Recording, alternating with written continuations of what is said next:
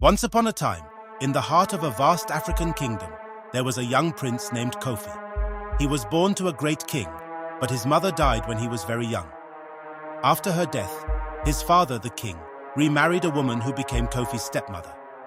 At first, she seemed kind, but over time her true nature was revealed. Kofi grew up in the palace, but life was far from easy. His stepmother, who had children of her own, treated him harshly. She always reminded him that he was not her son and that he didn't belong. She would scold him for the smallest mistakes, and worse, she spread rumors among the people of the kingdom, saying Kofi was a spoiled and arrogant boy who would make a terrible king. As Kofi grew older, he could feel the coldness from the people. When he walked through the village, the people would whisper behind his back. Some would avoid looking him in the eye, while others would talk about him as if he was not there. He was isolated, and the more he experienced this hatred, the more he began to resent his people. He believed the villagers hated him for no reason. His heart became bitter, and he swore that when he became king, he would rule with a heavy hand.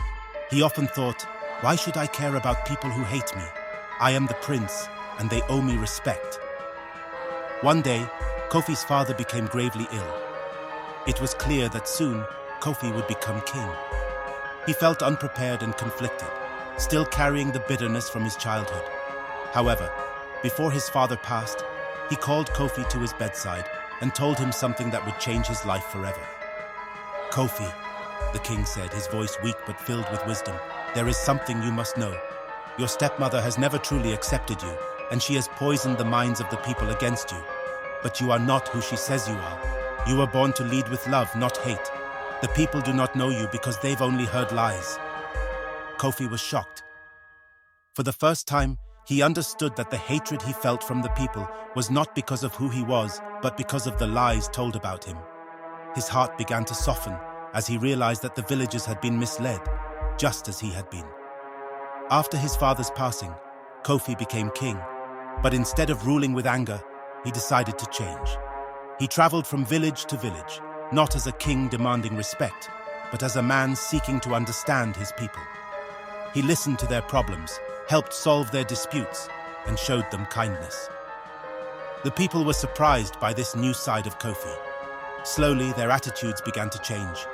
They realized that the prince they had been taught to hate was not the man standing before them.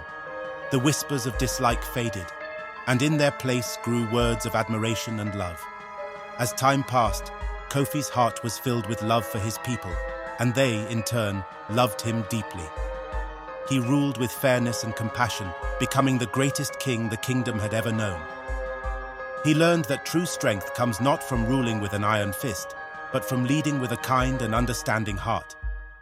Kofi's journey from bitterness to love taught him that the truth, once revealed, can heal even the deepest wounds. And so under his reign the kingdom prospered, and the bond between the king and his people grew stronger than ever before.